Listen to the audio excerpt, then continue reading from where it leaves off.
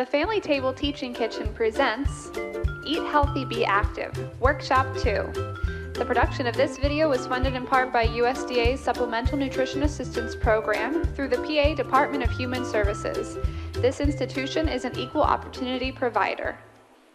Today's workshop and handouts will give you tips for making meals and snacks that are both healthy and can be prepared quickly.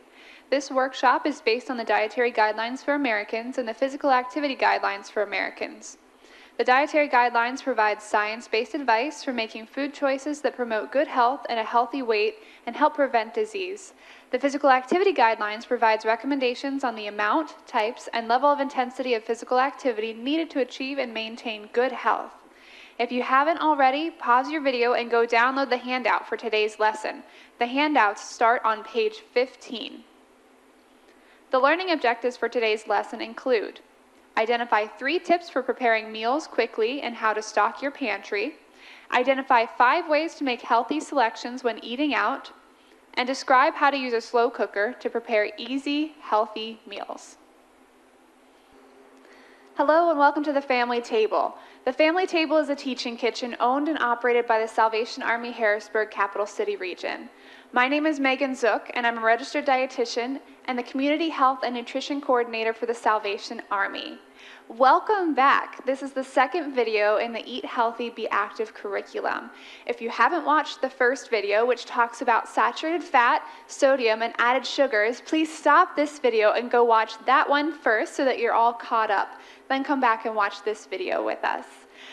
Today's topic is going to discuss how to make quick, tasty, and affordable meals so that you're not spending a ton of time in your kitchen, over the stove, around the oven, and spending more time doing the things that you love.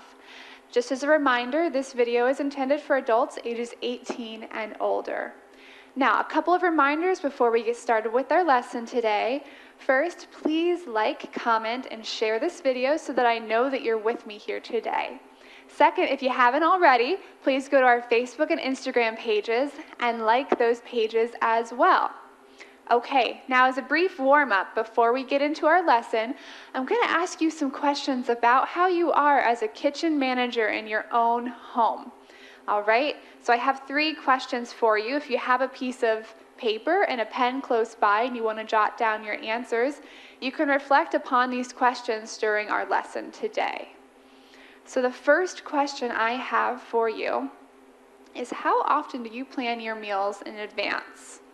I want you to answer always, frequently, sometimes, or almost never.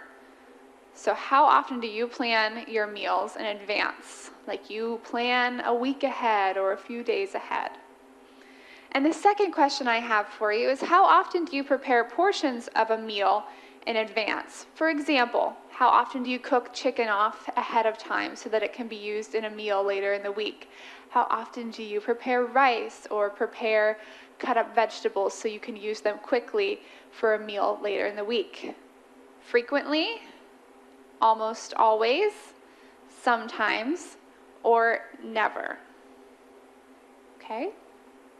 And the last question I have for you is, how often do you have others help prepare the food or clean up after a meal in your kitchen?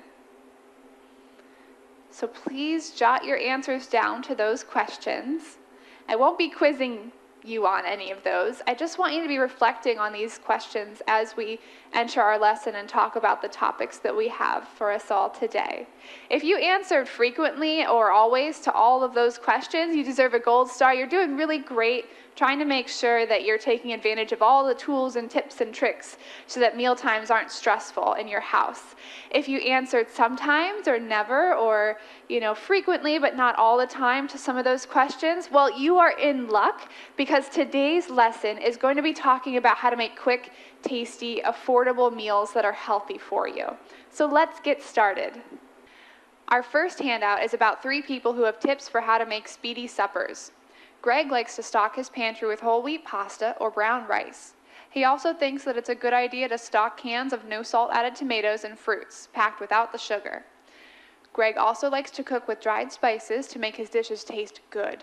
Greg makes a quick meal by cooking up some pasta, making a quick sauce with canned tomatoes, chopped onion, and spices, and throwing in some pre-cooked chicken breast. He makes it a meal by adding a salad to the side of his dish, adding fiber and nutrients without too many calories. Aponi is a believer of canned tuna and salmon. Both are healthy, quick, and affordable proteins that you can use as a base of many meals. She has a good recipe for quick salmon cakes. All she adds is a can of salmon, chopped onion, 1 egg, spices, and breadcrumbs, and she can form and cook salmon patties. Salmon patties can be combined with fresh, frozen, or canned veggies or fruit and whole grain rice or pasta for a complete meal. An is the queen of cooking in large amounts and having leftovers that she can use during the week or freeze for later. An shares a simple, healthy, and time-saving recipe here that uses veggies, chicken, and canned tomatoes. Don't miss the back of this handout, page 18, where we offer more tips for how to eat healthy during rushed lunches, when you choose to eat out, and when you aren't looking for the healthiest option among many, and when you are looking for the healthiest option among many different options. It's easy to put together a quick and healthy meal if you already have some staples in your pantry. So, my shopping list, which is in your handout on page 19, gives a lot of different ideas of staples to have on hand so that you can make quick and healthy meals. But what if you don't know what to make for your meals or how to prepare and plan for healthy meals? Well, I have this tool here called MyPlate to share with you today.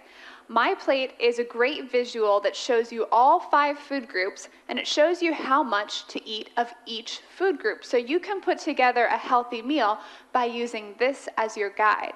Just as a reminder, our 5 food groups are fruits, vegetables, grains, proteins, and dairy.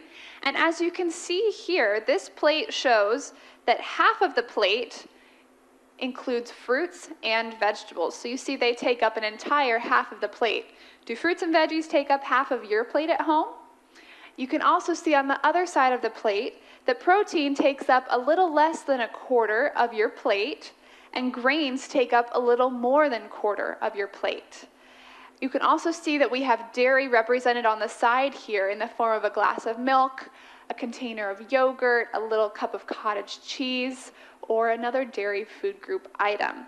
So again, you can use MyPlate to make something really easy and healthy, and you can just combine these 5 food groups into a nice meal out of those pantry staples that you can have, that you'll find on my shopping list on page 19.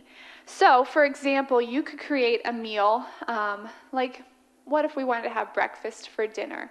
That could be an omelet, which eggs are a protein. And what if I wanted to add some veggies in? I could have some bell peppers mixed into that omelet. I could serve it with whole wheat toast on the side and half of a banana with a glass of milk. That would be all 5 food groups, a really nice, filling, healthy, quick, and easy meal, right? So, what if you wanted just something to snack on because you were hungry and it was in between meals and you didn't want to eat too much before your meal? Well, I would recommend choosing at least 2 food groups from MyPlate and combining them into a snack. That way you're not constantly snacking throughout the day. All right, so for example, you could have the fruit food group and you could have the grain food group. So you could have a whole wheat English muffin and a banana for your snack. You could also have the protein and the grain group. So you could have peanut butter on top of a whole wheat English muffin or whole wheat toast or another grain food item. So pick 2 food groups from MyPlate and combine them for a healthy and easy snack. Now, just as a reminder, only eat snacks when you're hungry, right? We don't want to be snacking constantly throughout the day because we do have meals that we're wanting to eat throughout the day and not just snacking all the time. Okay?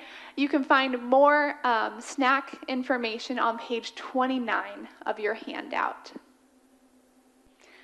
I have in front of me a slow cooker. Now, one of our objectives for the lesson today was to learn how to use our slow cooker so that we can make more quick and easy and affordable meals. I have not just a slow cooker though, I also have a pressure cooker because I know there's some of us that have one or the other, and I wanted to go over the benefits of each and how to use each of them. All right, so just to talk about a slow cooker first. A slow cooker is something that you use to make a meal over several hours.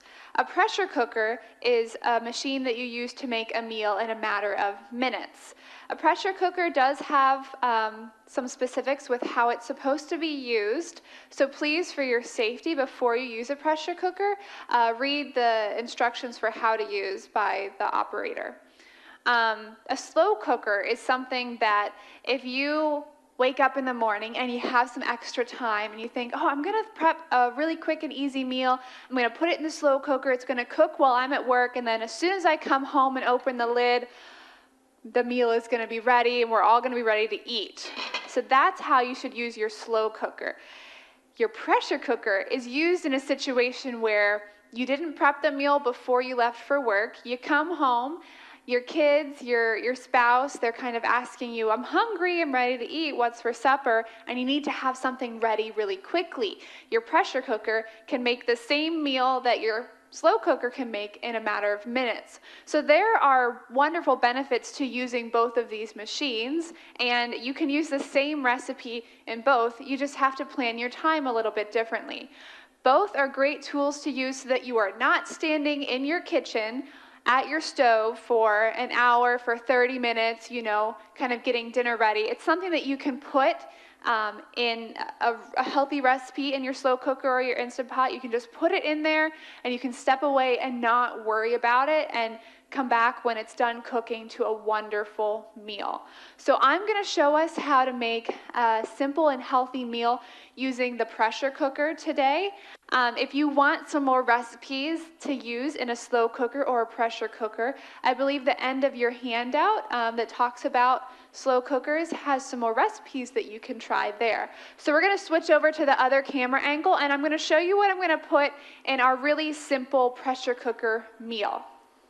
Okay, so here I have some really simple ingredients that I just pulled from my cupboard last night and I want to make a healthy meal from.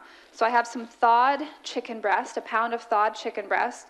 I have a can of crushed tomatoes. We were talking a lot in this lesson about having canned tomatoes on hand.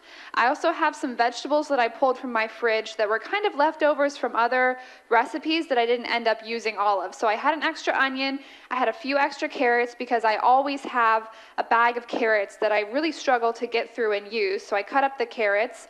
I had a couple of extra leftover bell peppers that really needed use because they were starting to get some spots on them, so I cut those up really quickly. I also have pulled some of my favorite spices, which are cilantro, red pepper flakes, garlic powder, some salt, and some pepper. So I'm going to put that together in this Instant Pot here. In this pressure cooker here, because it doesn't matter what brand you have, they all work quite well. So what I'm going to do is, in no real order here, start to add all of my ingredients. Okay. And sometimes in a pressure cooker or a crock pot, you need to add a little bit of water just so that your mixture can be a good consistency and come out well. So I'm going to just do a double check at the end here to see if I need to add a cup of water or something. If you don't like just using water and you have broth on hand, you could also use broth instead. But I don't always have broth, and you really don't always need to use broth when a recipe calls for it. So my veggies are in. I'm going to dump in my thawed chicken and dispose of that bag in a second. Okay, and then I'm going to add in my spices. So my red pepper flakes are going to be quite spicy, but spice brings a lot of flavor. So I'm going to add half a teaspoon of those. I love dried cilantro. I love fresh cilantro too, but I don't always have it on hand. So dried herbs are a really wonderful thing to use as well. Gives a lot of flavor. Sometimes I can't be bothered to mince my garlic up either. So that's why it's great to have dried garlic powder on hand. And then I'm still going to add some salt and some pepper. I know we talk about reducing salt and sodium in our diet. but we still need to have just a little bit for this recipe. And I promise you, the salt that you add in your recipes is much less than the salt that's in those processed foods that you purchase or in a restaurant meal. So I'm going to add 1 teaspoon of salt to my meals. Okay, so just give that a good stir.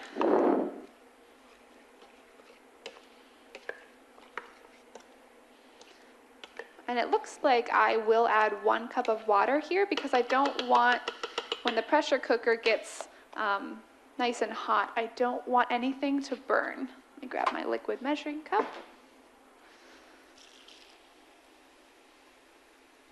You know what, I'm going to go for 1.5 cups.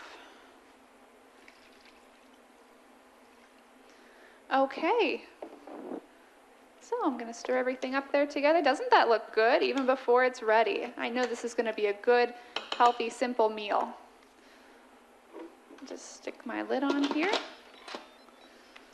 Okay, and if you're using a pressure cooker or a slow cooker and you don't know how long to cook something for, just Google it. There's other people who have made things who can give you recommendations. I'm going to put mine in for 8 minutes and then get it started, and I'll show you after 8 minutes what the result is here.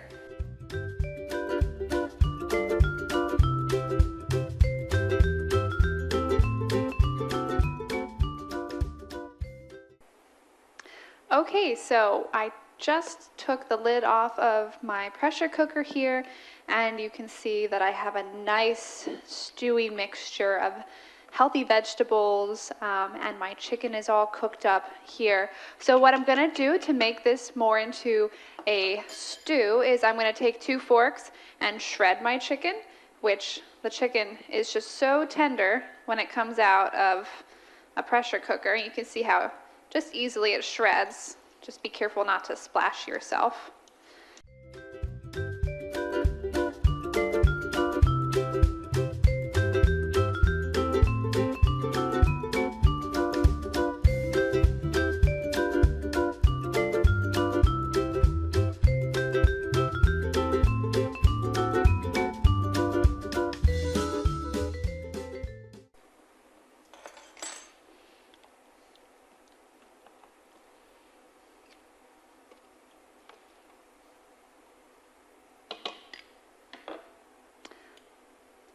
Yum. Look at how wonderful that looks, and it took such minimal effort to make with just some things that I had on hand at home. What if you need to eat out? How do you make healthy choices at fast food places and sit-down restaurants? This handout has some great tips for how to choose foods that are lower in saturated fat, sodium, added sugars, and overall calories. Look for menu items that say they are baked, lightly sautéed, boiled, poached, broiled, roasted, grilled, or steamed. Watch out for menu items that say Alfredo, buttery, escaloped, au fromage, casserole, fried, au gratin, cheese sauce, gravy, basted, creamed, hollandaise, béarnaise, crispy, in cream sauce, breaded, crusted, pastry crust, butter sauce, deep fried, or pot pie. There's quite a lot, so if you need to take a little cheat sheet with you next time you go out to eat, I wouldn't blame you. Next in your handout, you have a multi-page document about menu labeling and vending machine menu labeling. So just to summarize that handout for you, which is a really interesting and informative handout, now, restaurants are required, if they are a chain that has 20 or more restaurants in it, they're required to show calories on all of their menu items. Also, vending machines that are owned and operated by an operator that owns 20 or more vending machines are also required to list the calories in all of the foods that they offer in a vending machine. So you don't have to try to guess anymore how many calories are in that spicy chicken sandwich and large fry that you love to have. Instead, you can look at the menu and ask yourself, is there a different option that I would like to have now that I know this information is here about the calories? So try that next time you're in a restaurant or looking at a vending machine. We're going to end this lesson and all lessons moving forward with a note about physical activity. Physical activity is also important for a healthy lifestyle. The guidelines for recommended physical activity are on this chart that you can see here. There are two types of physical activity, moderate and vigorous. Moderate activity is something like walking or biking on a flat trail. Vigorous activity is something like jumping rope, playing basketball, and more options. If you do moderate activity, aim for 2.5 hours of this each week. This can be spaced out however you desire during the week and during your day. If you do vigorous activity, you need 1 hour and 15 minutes each week. And what I mean by you can space out the time that the recommendations are for during the day and during the week is, for example, if you are doing moderate intensity activity, so your goal is 2.5 hours a week, you could simply do 5 days a week where you do 30 minutes. And in each of those 5 days, you don't have to do the whole 30 minutes at one time. You can do 10 minutes, and then in a few hours, 10 more minutes, and in a few hours, another 10 minutes, to make up 30 minutes throughout the entire day. So you don't have to space things all at the same time. You don't have to do things in a traditional, typical manner that you thought before. Just try to add up to 2.5 hours of either moderate intensity activity or 1 hour and 15 minutes of vigorous intensity activity.